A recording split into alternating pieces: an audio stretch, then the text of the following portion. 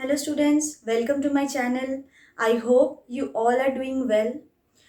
पिछले वीडियो में हमने डिस्कस किया था कि एक एल्गोरिदम और एक प्रोग्राम के बीच में बेसिक डिफरेंसेस क्या क्या होती है.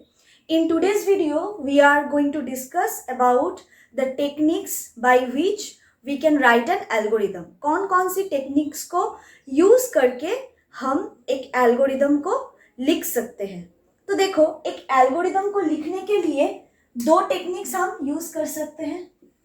एक तो है simple English language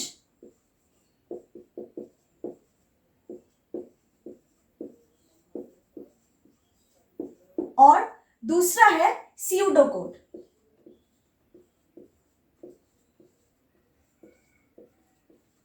English language तो आप सबको पता है कि हम सिंपल इंग्लिश सेंटेंस को यूज करके एल्गोरिदम को लिख सकते हैं. तो ये स्यूडो कोड क्या है?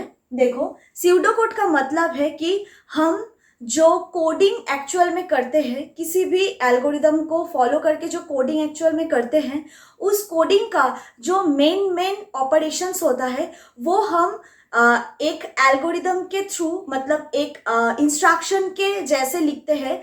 जो मेन जो कोडिंग है उसको हम एक इंस्ट्रक्शन के बेस पे लिखते हैं, ताकि जब हम उसको कन्वर्ट करेंगे कोई भी प्रोग्राम में तो हमको समझने में भी आसानी होगी. उसको बोलते हैं स्यूडो कोड. तो मैं दोनों ही चीज आपको एक क्वेश्चन के एग्जाम्पल के थ्रू एक्सप्लेन करूंगी, ताकि दोनों प्रोसीड्यूर ही आपको अच्छे से समझ में आए. देखो, अगर आपको क्वेश्चन दिया हुआ है कि आप 2 डिजिट का एडिशन करो, 2 डिजिट का एडिशन करो,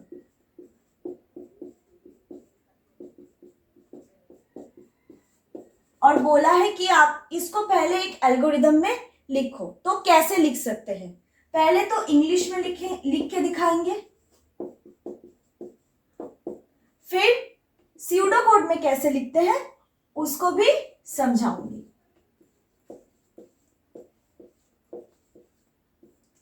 तो 2 डिजिट का एडिशन करने के लिए हमें क्या क्या चाहिए? पहले तो हमें 3 वेरिएबल्स चाहिए, 2 इनपुट के लिए और 1 रिजल्ट को स्टोर करने के लिए. फिर हम क्या करेंगे? 2 इनपुट्स को हम इनपुट लेंगे यूजिंग कीबोर्ड. फिर हम क्या करेंगे? जो वेरिएबल हमने रिजल्ट को स्टोर करने के लिए रखा है उसमें हम क्या करेंगे? एडिशन का फॉर्मूला अप्लाई करेंगे. फिर हम क्या करेंगे कि जो रिजल्ट हमको मिला उसको हम डिस्प्ले करेंगे. तो पहले हमें क्या करना पड़ेगा? स्टेप 1 में हम करेंगे declare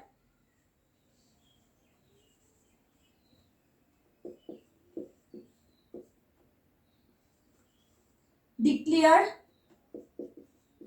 3 variables A, B and C. Next step 2 में हम क्या करेंगे? इनपुट लेंगे. Take input for A and B. फिर हम क्या करेंगे? स्टेप 3 में हम हमारा एडिशन का फॉर्मूला अप्लाई करेंगे. Apply addition formula.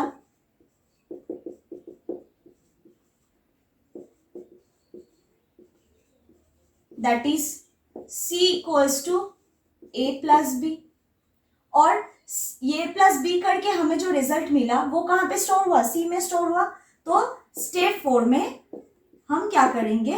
C को सिंपली प्रिंट कर देंगे. Print the result stored in C. तो ये तो हुआ बेसिक इंग्लिश लैंग्वेज में एक एल्गोरिदम को कैसे लिखते हैं. पहले हमने तीनों वेरिएबल को डिक्लेयर किया, फिर हमने इनपुट लिया कहाँ पे? A और B पे, और फिर हमने एडिशन का फॉर्मूला अप्लाई किया. कैसे? A प्लस बी एडिशन हुआ और उसका रिजल्ट कहाँ पे स्टोर हुआ? C पे स्टोर हुआ. और लास्ट में हमने क्या किया कि हमारा जो रिजल्ट स्टोर था C में, उस C को हमने प्रिंट कर दिया. और क्या हुआ, हमें हमारा आउटपुट मिल गया। इस तरीके से हम एक इंग्लिश लैंग्वेज के थ्रू किसी भी एल्गोरिदम को लिख सकते हैं। अब हम सीखेंगे कि इसी एल्गोरिदम को अगर हम स्यूडो कोड में लिखें तो कैसे दिखेंगे। देखो, पहले हमें क्या करना पड़ेगा, तीनों वेरिएबल को इनिशियलाइज करना पड़ेगा या डिक्लेयर करना पड़ेगा। Int suppose a equals to तुमने लिया 10, b इक्वल्स टू तुमने लिया 20 और एक c लिया वेरिएबल जिसके अंदर तुम अपना रिजल्ट को क्या करोगे, स्टोर करोगे। फिर हम क्या करेंगे, फॉर्मूला अप्लाई करेंगे, c इक्वल्स टू क्या करेंगे, a प्लस b, और उसके बाद क्या करेंगे, a प्लस बी करके हमें जो रिजल्ट मिला, रिजल्ट मिला, उस रिजल्ट को तुमने कहाँ पे स्टोर किया, c में। अब हम सिंपली c को प्रिंट कर देंगे, प्रिंट c, बस खत्म। तो दो तरीकों से हम किसी भी प्रोग्रामिंग का या किसी भी प्रॉब्लम का एल्गोरिदम लिख सकते हैं।